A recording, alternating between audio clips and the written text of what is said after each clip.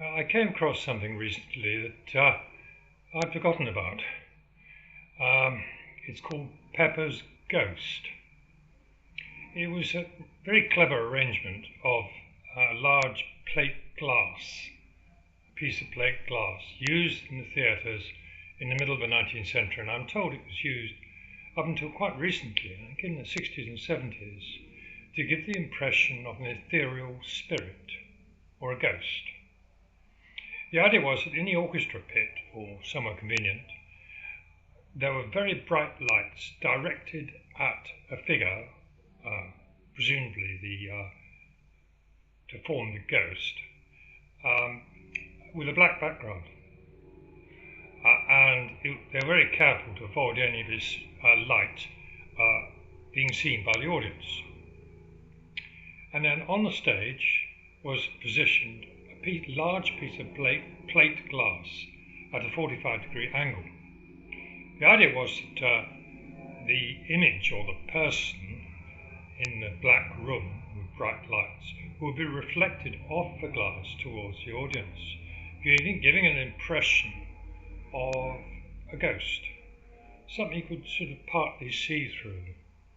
Meanwhile, of course, the actors would have been trained to act appropriately as if the ghost were corporeal, that is, on the stage as another actor, because they themselves couldn't see the image that the audience could. It's an illusion. Now, in the same way, this entity is really something that shouldn't exist in physical reality if you don't know the trick. It's a ghost.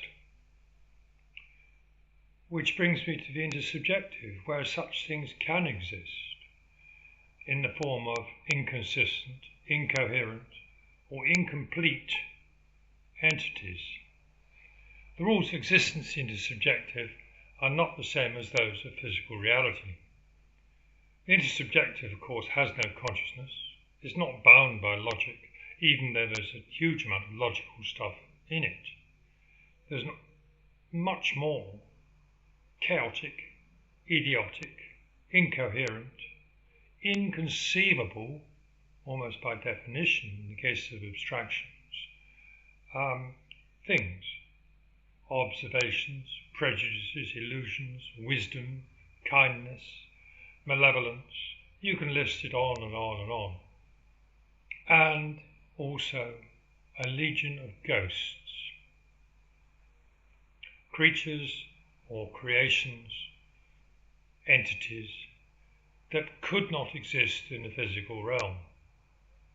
But Pepper's ghost made it seem as if they could or can. He was hugely successful.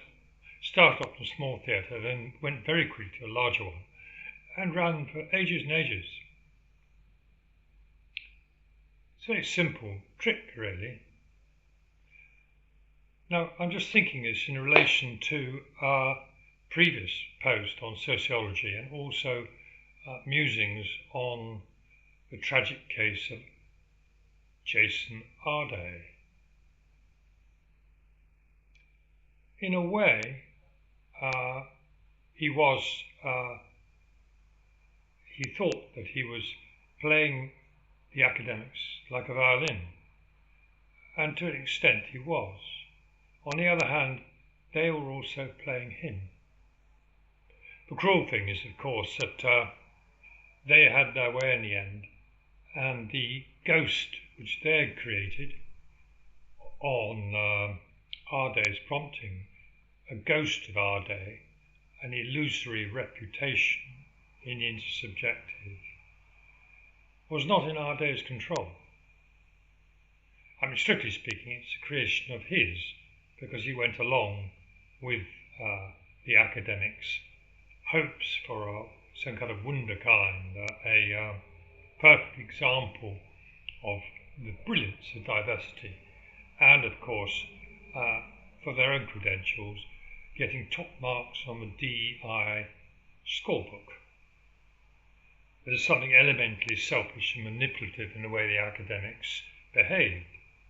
So let's, for the sake of argument, say that it was a joint effort, but without Arday's approval and then embellishment, the ghost of Arday, sometimes called reputation, would not have been quite so vulnerable.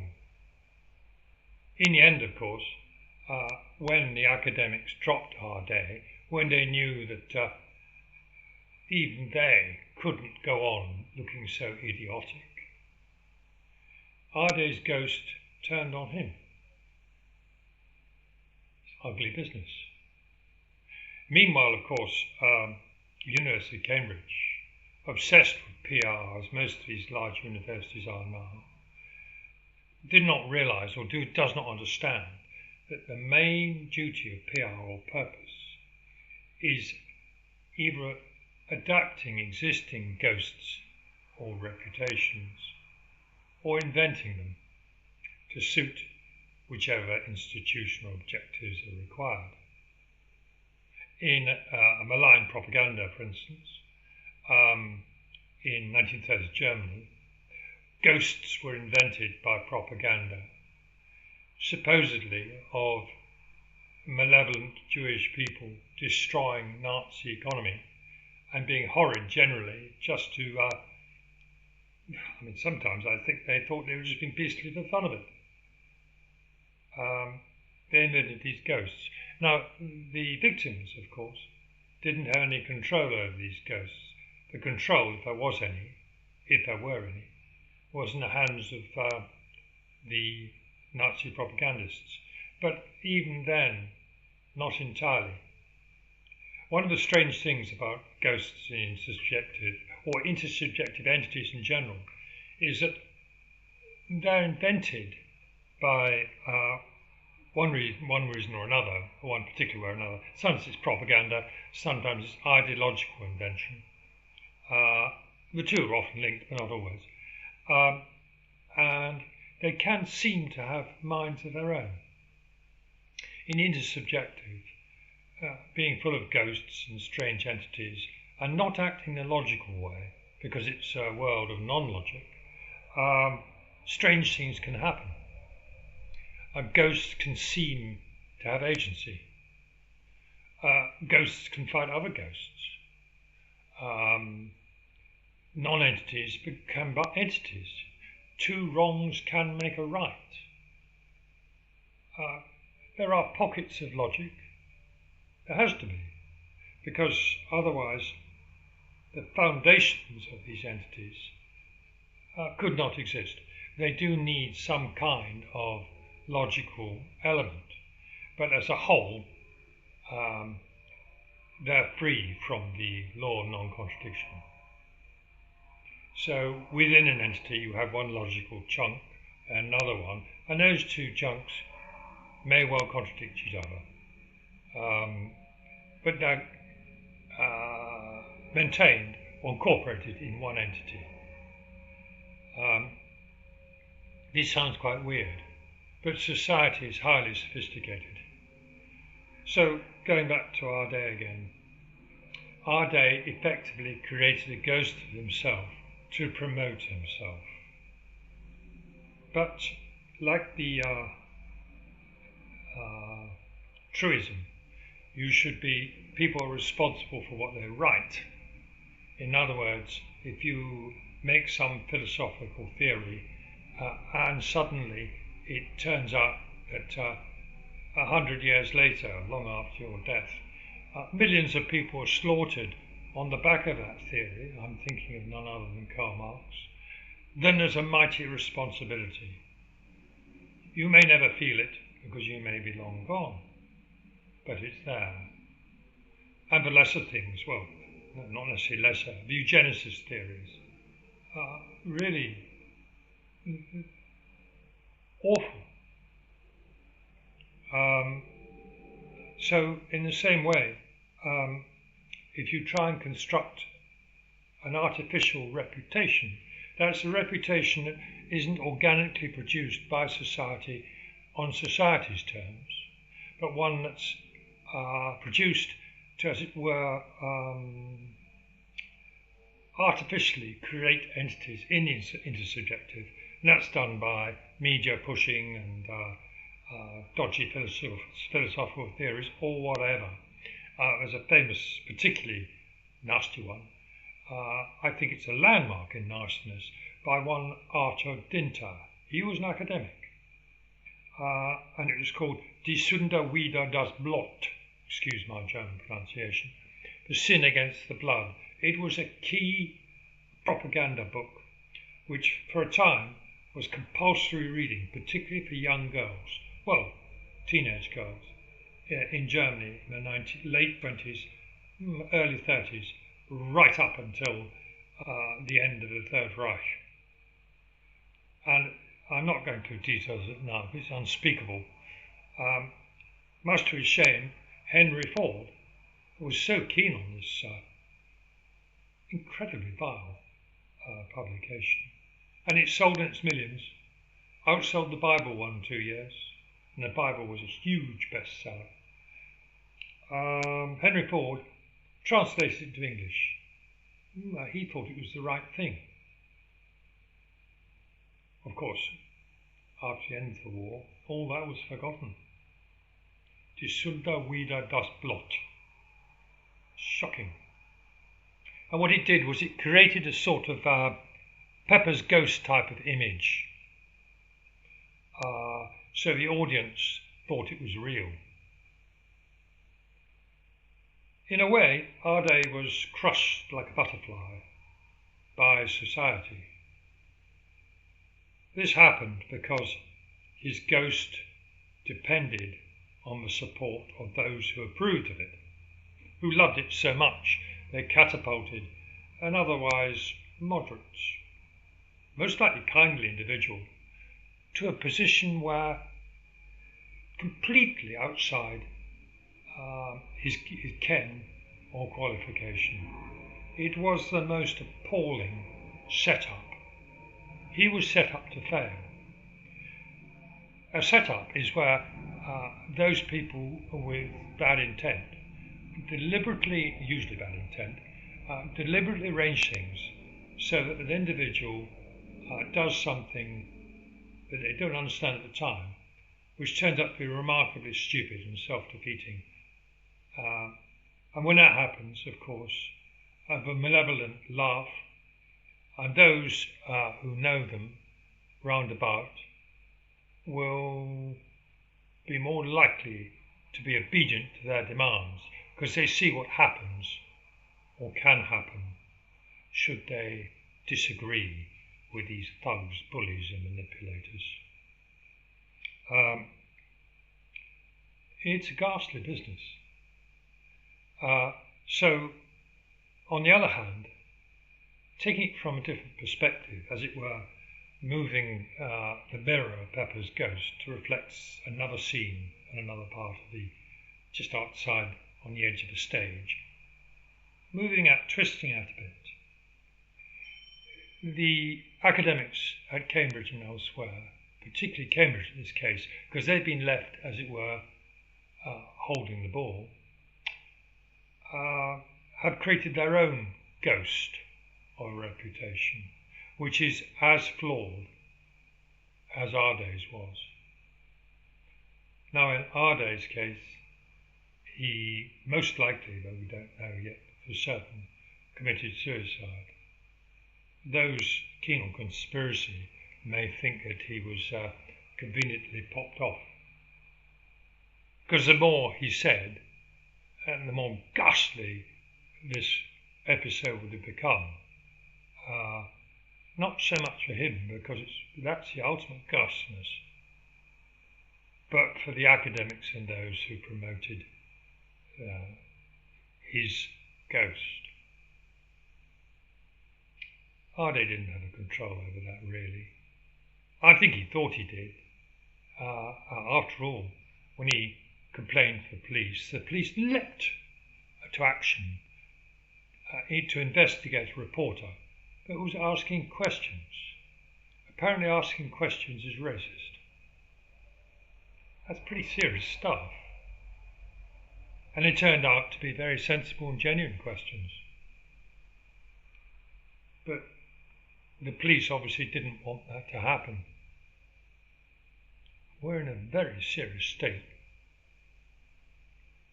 Anyway, the academics have created their own ghost, and other parts of academia are lapping it up, and the politicians are lapping it up, and they're equally vulnerable. That's quite sobering. I don't think it realised yet, because Cambridge has doubled down and now they're investigating the media frenzy, etc., which by implication they're suggesting was a major cause for Arday's demise. It's really nasty scene. Ghosts are... If I was an academic and wanted to sort of write something dreadfully clever, I might consider the thesis something about how society makes ghosts, or ghosts in the intersubjective, something like that. Whereas I'm not an academic and never will be, that's not going to happen. It's frustrating because, as I mentioned in the previous post, sociology should be second only to philosophy to be the most important subject of all, more important than any of the sciences, and that's saying something. In its current state, where it's sort of physics envy, it's sort of a desperate attempt to be a science. It is one of the worst, idiotic, self-destructive, ideological subjects you can find. It's a disaster. The crying shame is that once you understand the importance of intersubjective and the nature of its influence, and you appreciate the parallel of things like Pepper's Ghost, reflecting the relationship between intersubjective and physical reality. I didn't mean that. Reflecting is a bit silly, but you know what I'm talking about. Sociology could flower as an incredible, vital subject and take its place in sort of canon of knowledge, where it should be. Where it is now, it's a bit like philosophy, it's sort of committed suicide. Wittgenstein and co. turned philosophy into words, mountains of words on words. He made it irrelevant. He destroyed serious talk about morality and ethics. He just didn't bother talking about politics, even though his politics apparently were pretty nasty. And of course there's that strange parallel. It's a bit cheap to mention this, but still, Wittgenstein, for all his brilliance and professorial status and so on, never got a degree. He was obviously too wonderful to need to do that. Arday, if you look at his academic achievements, might have been able to get an undergraduate degree in normal circumstances, but were it not for ideological conformity, and in his case he played ideologues like a violin, were it not for that, he would never, ever, ever have got professorial status at Cambridge. Cambridge University is on the edge of a precipice, and unless it pulls itself together, it will go the same way as the German universities, Heidelberg and such like, which were once the greatest universities in the world up until maybe the early 30s. And then, strange enough, in the late 30s, you had people doing PhDs on the recycling of parts of human beings. I don't mean, after they died or anything like that, naturally. No. I mean, recycling and reusing in a very positive and helpful way. Those slaughtered because they happened to be victims of the ghosts invented by Nazi propaganda. These ghosts pretended to be what they were. They had no choice. The ghosts, actually, strictly speaking, don't have agency. They're manipulated and used, as it were, as ethereal mouthpieces, in this case, of inhumanity incarnate. Stalin was similar in some ways. He had a campaign, for instance, against wreckers and all sorts of horrors like that, particularly in his deliberate annihilation of kulaks in Ukraine, but all sorts of other things. Whole chunks of the military, whole chunks of the administrative class. He did it because he thought it was the right thing to do. So when someone uses that phrase, it's the right thing to do, very often it signals an axiomatic view which denies evidence and denies humanity. People who surrender to axiomatic political theories don't listen because they don't need to. The theory says it all. Strangely, Wittgenstein's theory was axiomatic also. He has a number of axioms at the beginning of the Tractatus, numbered in Roman numerals. Perversely, in my little book, Unified Theory of Society, I did the same thing. But the critical difference is Wittgenstein was fixated on logic. He didn't understand the importance of the paradoxes of reason. He didn't use demonstration. And so his theory is, in effect, self-justifying. Strictly speaking, it can't handle humanity. And for those who opposed latter-day linguistic philosophy and all that stuff, which is based on fundamentals from Wittgenstein, they were treated inhumanly in many cases, or spat out by the philosophical fashion. And that still goes on today. Philosophy committed suicide. It became an empty talking shop of often very angry and frequently arrogant careerist academic philosophers, which is an ultimate oxymoron. And so we have it with the academic ideologues. They're the same way inclined. If we can break out of this, just as sociology can break out of the same sort of ghastly, self-justifying circularity of its belief, which is based on Marxism. It's based on axiomatic theory. If it were to appreciate, again, the paradoxes of reason, and more importantly, to accept that if a theory is inhuman, it's wrong. Full stop. But they won't do that. This is one of the reasons why the strange contrasts you get now, where so-called right-wingers, I don't like the metaphor left and right, have been relating to Arday.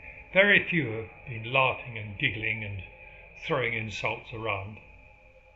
Most of them treat it rightly as a tragedy. But the left wing, if something happens to one of their evil enemies, out comes the most appalling language. And they're like sort of incontinent savages. They're not really. It's because they cannot get their minds around the fact that ideology that controls them has taken their agency away. So if someone disagrees, they're actually getting angry with themselves, because the hideous secret is that they have shot themselves in the foot. They've accepted a particular system that cages their thoughts. So if reality contradicts what is their thinking, which is determined by the ideology, then reality is attacking their very being, because I think, hence I am. That's the sort of paradox in there. Yes, and there are some pretty vile people on the far right. But essentially, if you strip away the flags and the jargon and all the other rubbish, the far left and the far right, they're into the same thing, power. They just like to be beastly to people who don't agree with them. And of course they like to feather their own nests. And both these types think that they cannot be hypocritical. It's impossible to be hypocritical, because they're doing the work of goodness. And how can such virtuous people possibly do anything wrong? They'll happily, you've got Labour MPs and cabinet ministers, they'll happily send their children to private school, whilst making certain that other people who aren't as wealthy or politically in position cannot send their children there, and never will. This is the heart of it all. Yeah, and if we were to have been Nazi Germany and so on and so forth, if someone suspected you a bit of having a slight leaning the wrong way politically, you wouldn't get anywhere. You wouldn't get into the Nazi party. You know, you'd have a pretty rough life, however brilliant and deserving you were. So yeah, it works the same way in the end. It's an illusion to think left wing and right wing are really very different. It isn't. It's just different gangs with different ways of ensuring collective obedience, so that a limited number of people atop these gangs can do very well. Thank you very much. It's as simple as that. Yet we're still being conned. Going back to Arday again, understanding the situation requires a more sophisticated appreciation of society. Sociology is a misnomer. The very name is wrong, because the ology indicates a logic to it. Society, it should be called the study of society. Society is vastly more sophisticated than just being logical. You can't analyse ghosts, so you have to find some other way of identifying them. And you do that by asking questions and seeking out the contradictions, the incoherences, the lack of completeness. Generalizations, abstractions are incomplete. And also, of course, in the midst of all this, language itself, its key strength, is enabling us to talk about things which cannot, strictly speaking, be imagined, because they're internally incoherent, because they're internally contradictory, or they're generalizations, abstractions, and so on and so forth. Before language existed in the way we understand it now, we couldn't talk about those things, which meant human society couldn't do very much. We couldn't talk about movement. Movement is, strictly speaking, can't be imagined as such. You do it before and after, but you've got the paradox of the arrow in between. Couldn't talk about society, obviously. You couldn't talk about change, ditto, Zeno's arrow. It's hugely important. And of course, words in our head point often to these strange entities which I'm talking about, these Pepper's ghosts. They don't have to be physical, sort of a parallel to physical ghosts, like the image of a human being seen on a stage with the big plate glass at 45 degrees. It could be something much more subtle. Talk about spirit, emotion, How do you analyse hatred? It's bullshit, of course. Can't. Because it's elemental. On the other hand, you can do certain things, like the thing I've been banging on about, power in society and politics is a construct. It arises out of a combination of authority and knowledge stroke information, metamorphosing into political, social, individual power. That's quite sophisticated. Most people don't understand that. So, back to sociology, we're back to Arday again. Arday's fate was spectacular.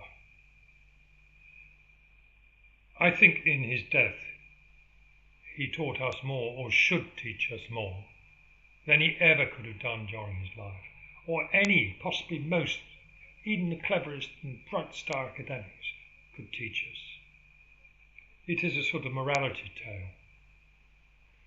Morality is about the essence of being a human. It's the fundamentals, the demands of humanity, as opposed to the means of satisfying those demands, which is more to do with ethics. But even that distinction, thanks to Wittgenstein, is completely beyond many modern academics. And they don't want to know, just in the same way the academics at Cambridge were terrified of the implications of removing Arday, because that would then blow back on previous places that were involved in giving him the green light when he pushed buttons and ignoring plagiarism and so on and so forth. Academics stick together as much as they can because they know if they branch or start disagreeing, the whole edifice of their authoritarian structure, nothing wrong, I should say structure of authority, not authoritarian, nothing wrong with that as long as it's tempered and controlled, not allowed to get outside of the business of the preservation and advancement of knowledge, should never be allowed to seep into politics, which is what happened now. That could collapse like a line of dominoes, or I don't know what. You do a Jenga and you pull the last thing down, gone. I think that's one of the major considerations why they didn't move more quickly to stop this from snowballing. And it's not Cambridge necessarily, it could go back 2 or 3 steps in Jason Arday's carefully curated and constructed career and the development of his ghost. Because the reputation of someone is not the person themselves. The reputation is the ghost, the intersubjective ghost. And likewise, of course, the Cambridge academics and academics before them involved with Jason early in his career were building their own ghosts. You could blame it on DEI. I don't know, but I wouldn't do that. I think it's more complex than that. They sort of, what do they call them, reversed or got themselves into a corner.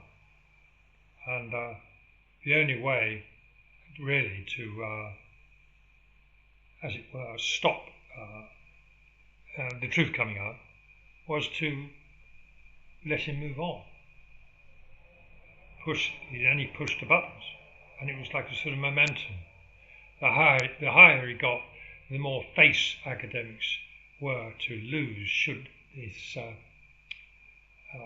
merry-go-round stop. And Cambridge University knew that.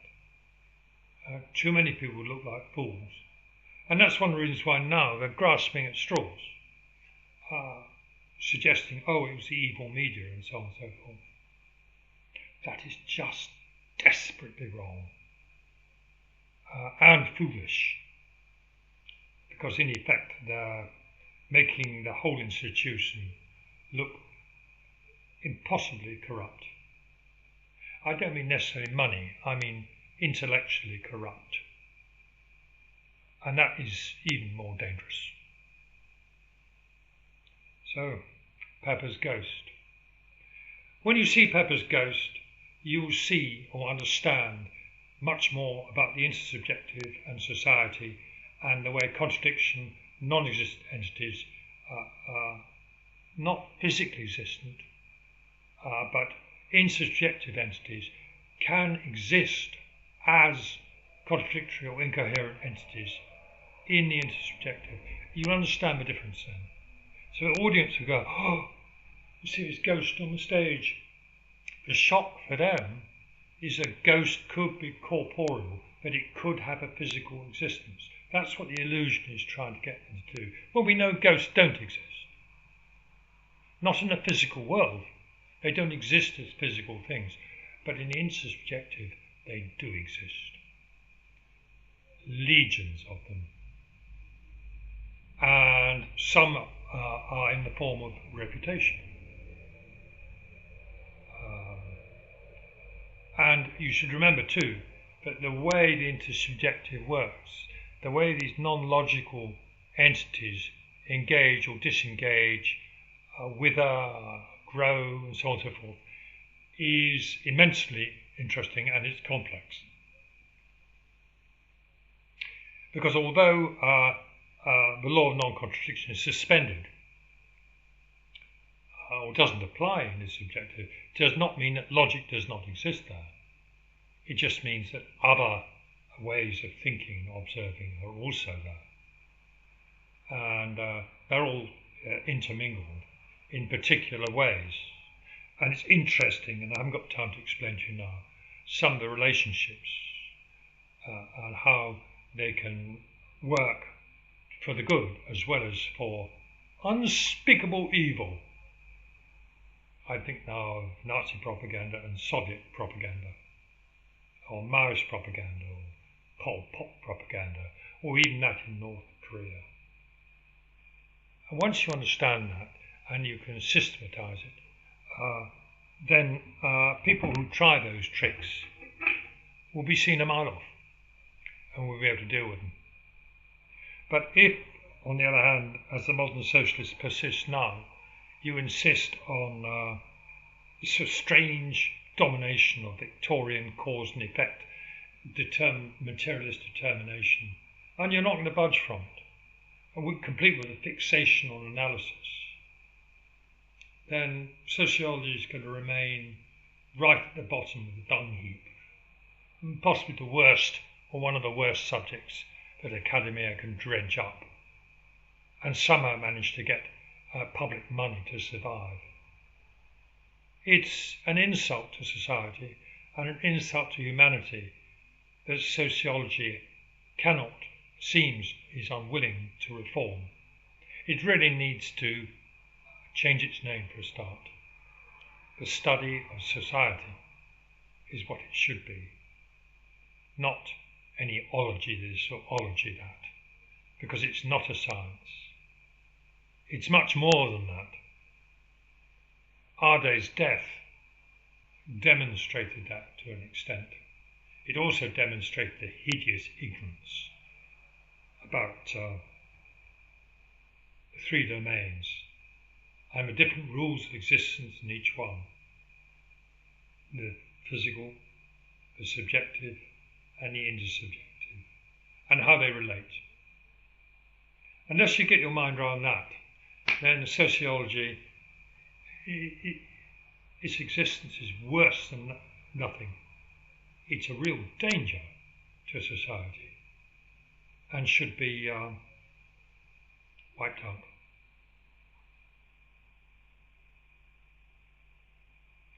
There you go, I rambled again. I'll put a brief précis in the transcript, so you may not ever get to this stage, but if you do, thank you. As you can guess, these things are important to me, and I genuinely think they're important for society, and we desperately need to rescue politicians in particular, but also academics, from the mental imprisonment caused by really very, very simple beliefs which cut them off from reality and tempt them or even lead them into, at times, appalling inhumanity. Thanks again.